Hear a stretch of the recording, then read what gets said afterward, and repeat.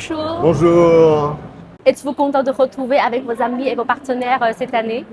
Alors, les entreprises françaises ont de nouveaux partenaires, oui, de nouveaux développements. Il faut dire qu'on exporte beaucoup de produits laitiers, hein. Ce n'est pas un petit marché pour nous.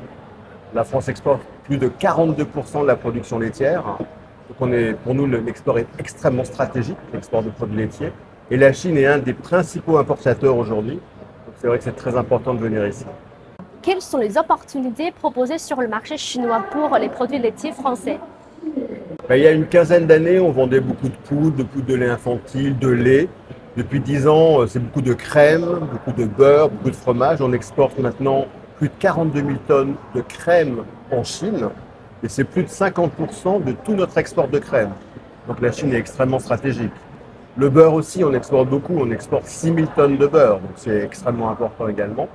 Le fromage, c'est petit à petit, ça augmente parce que le consommateur chinois n'était pas trop habitué au fromage, surtout au fromage français qui a du caractère et qui est un petit peu fort. Mais de plus en plus, on augmente, donc 1000 tonnes, 2000, 3000, on est aujourd'hui à 6000 tonnes de fromage. Je pense qu'en 2024, on fera peut-être 8000 tonnes. Donc pour nous, c'est le marché de demain.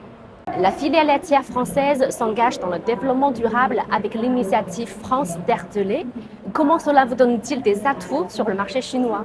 Depuis les accords de Paris, puis la filière laitière mondiale a signé la déclaration de Rotterdam l'année d'après, qui engage toutes les filières laitières mondiales à aller vers plus de durabilité, faire des gestes pour la planète et donc être de plus en plus positif pour l'environnement.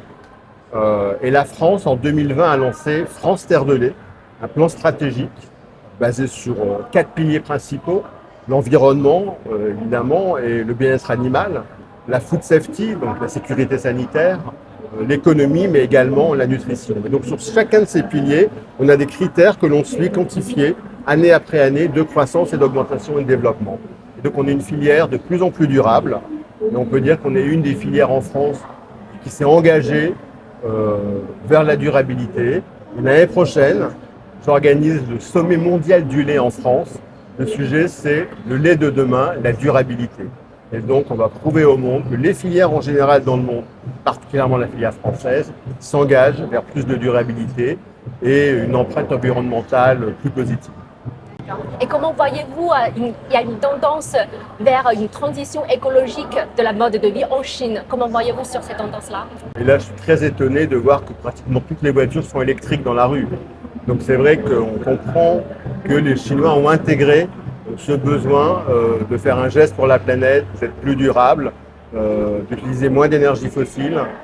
Et donc dans tous les domaines de l'activité et même l'alimentation, il faut demain, pour les consommateurs chinois, montrer qu'on a des plans de durabilité et qu'on est positif pour l'environnement et pour le climat.